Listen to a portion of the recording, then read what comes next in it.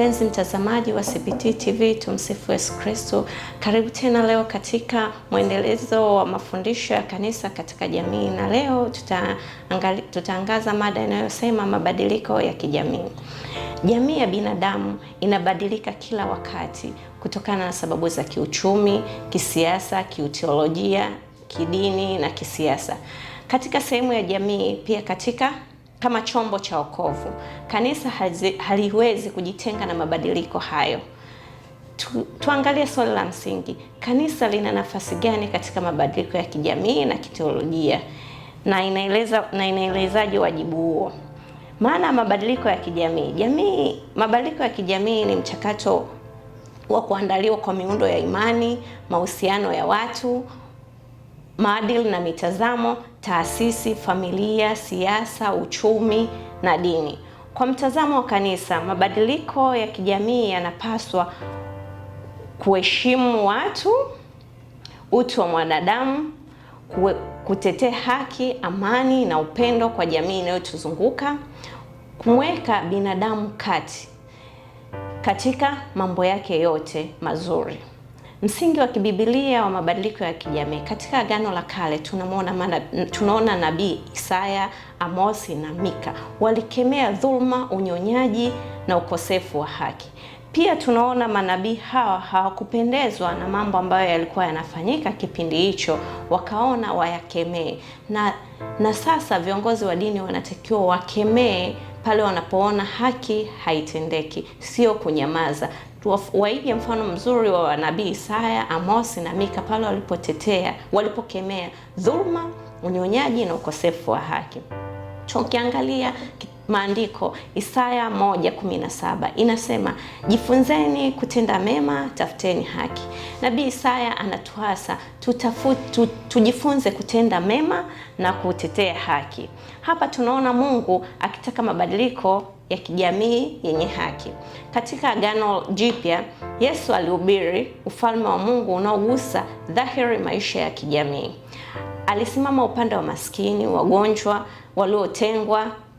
Tunaona Yesu alishiriki na vipofu, viwete, jamii yote iliyokuwa ina uhitaji.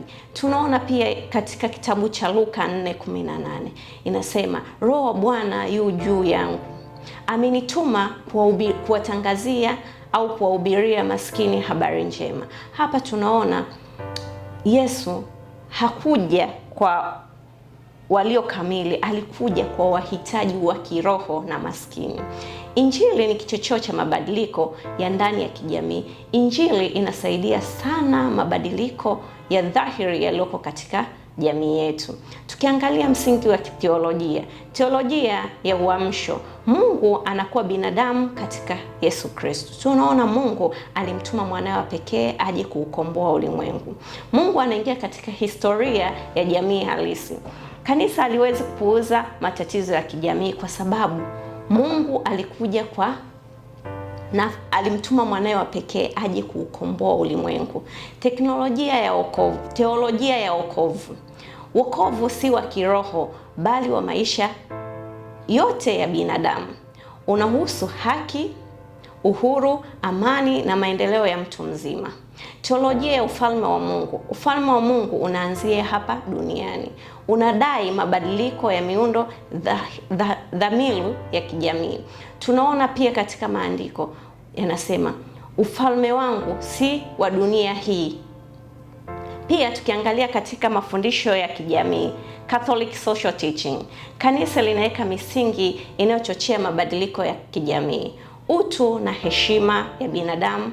Katika kitabu cha Mwanzo, Mungu akaumba mtu kwa mfano wake. Kwa mfano wa Mungu, Mungu alimuumba mwanamume na mwanamke ambaye anaitwa Adam na Eva. Tunaona Mungu hakubagua jinsia, aliweka jinsia zote na aliweka usawa. Hakutaka nani awe mkubwa au mwenzake, japo kimajukumu tunatofautiana. Haki ya kijamii na uchumi. Katika kitabu cha Kumbukumbu wa Torati kinasema, usifanye moyo wako uwe mgumu. Mungu anatuasa tusikaze mioyo yetu, tuifanye mioyo yetu iwe mepesi ya kuelewa dhamira ya Mungu na kitu gani jamii inataka. Tuangalie pia mshikamano, solidarity. Tukiangalia pia katika Zaburi ya 133, tazama inavyopendeza ndugu wakae pamoja kwa umoja.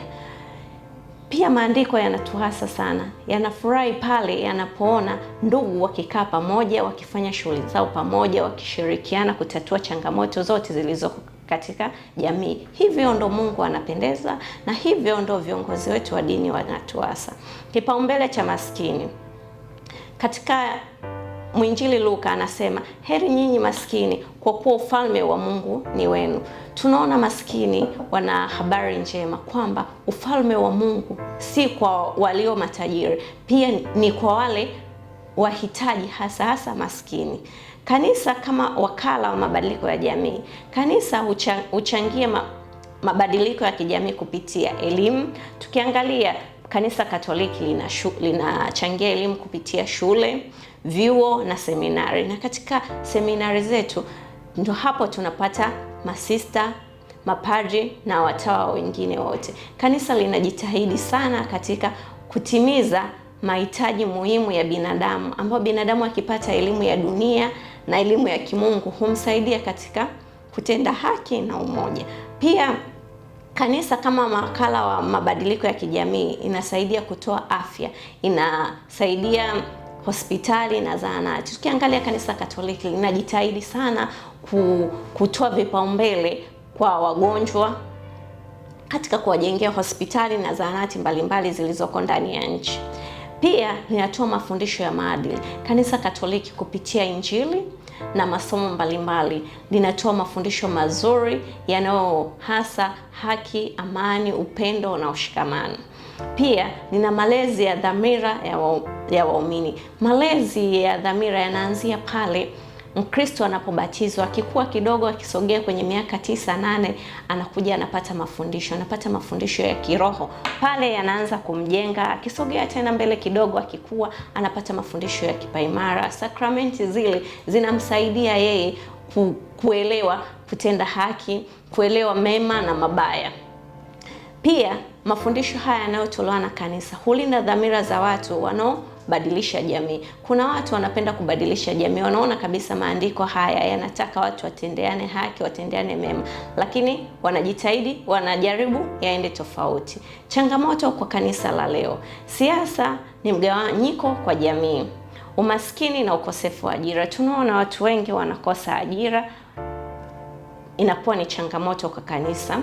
Mabadiliko ya tamaduni na maadili, teknolojia na mitazamo mipya ya maisha. Tukiangalia teknolojia imekuwa inaathiri vitu vingi. Utakuta mtu yuko kanisani hajatembea na Biblia, anasema, wakiulizwa kwa nini hujatembea na Biblia, anasema Biblia ipo kwenye simu. Hapana, hakuna Biblia ambayo inaweza kukaa kwenye simu. Biblia ni kitabu kitakatifu kilichoshushwa na Mungu. Kukosa usawa kati ya msukumo na roho na utaasisi. Mwelekeo wa kiteolojia wa kichungaji. Kanisa lisikilize ishara za nyakati. Kanisa linatakiwa lisikilize kwamba taifa sasa hivi lina ishara gani na ni nyakati gani zinazoendelea. Kama taifa linakosa mwelekeo, linakosa haki, viongozi wa dini wanapaswa kuhubiri kuhusu haki, usawa na kusaidiana. Liwe sauti ya wasio na sauti. Pia kanisa linaaswa kusaidia wale wanyonge wanaoshindwa kupaza sauti zao, labda kama ni vijana wanaokosa ajira, watu ambao ni wahitaji. Kanisa mara nyingi linapaza sauti, linaelekeza waumini kwamba kuna sehemu uhitaji unahitajika, natakiwa tusaidie jamii ya pale, huenda kuna janga limetokea, tunatakiwa tutafute namna ya kulisaidia hilo janga. Linajenga waumini waajibike kijamii. Kanisa kupitia mafundisho yake ambayo tunayapata kwenye misa takatifu au semina, linawaasa waumini kuwajibika katika shughuli za kijamii ili kuweza kujipatia kipato. Maswali, tuangalie maswali ambayo tunaweza kuyajadili kidogo. Mabadiliko ya kijamii yanaathirije utume wa kanisa la leo? Utandawazi na falsafa zimebadili mtazamo kuhusu ndoa na familia, heshima ya utu na haki. Pia tukiangalia teknolojia ya Injili, fursa ya kuhubiri kwa njia ya mitandao. Siku hizi tunaona utandawazi umekuwa, so lazima mtu mpaka uende kanisani ndio unaweza ukapata mahubiri au mafundisho. Unaweza ukawa nyumbani kwenye runinga yako au ukachukua simu ukaingia kwenye channel yoyote ya kanisa ukapata mafundisho. Tofauti kati ya matajiri na maskini.